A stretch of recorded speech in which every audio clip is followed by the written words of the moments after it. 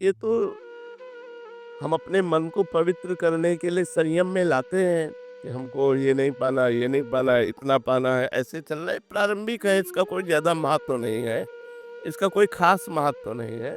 सात्विक भोजन भगवान को अर्पित करके अल्पाहार किया जाए, तो इससे हमारे मन पर काबू होने में बड़ा सहयोग मिलता है।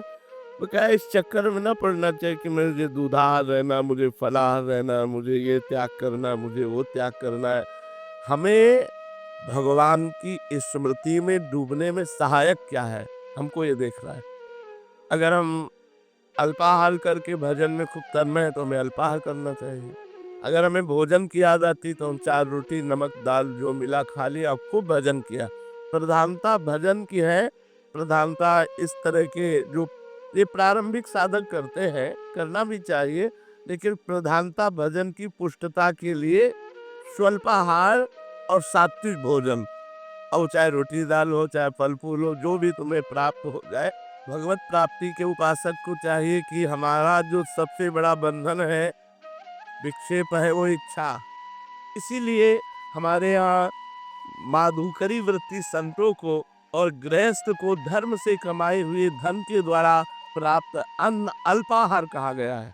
4 रोटी की भूख है तो 2 रोटी खा लो और खूब भजन करो। भजन करने के लिए ज्यादा ऐसा कोई व्यवहार, हमें ये ध्यान रखना, जीवन भर ध्यान रखना है।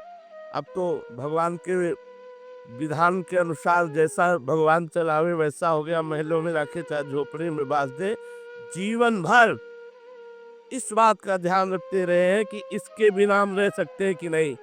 हम भगवान के चिंतन के बिना नहीं रह सकते और सबके बिना रह सकते हैं। इस जीवन में कई कई दिन भोजन न मिलने पर भी भजन में कोई विक्षेप नहीं।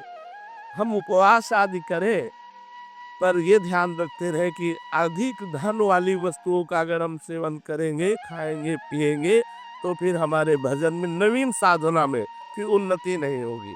और जब साधन परिपक्व हो जाता है तो भगवान जैसे चाहे वैसे रखे, महलों में रखे चाहे झोपड़ी में बांधते हैं, उनका खेल है। धीरज शर्मा जी, हिमाचल से।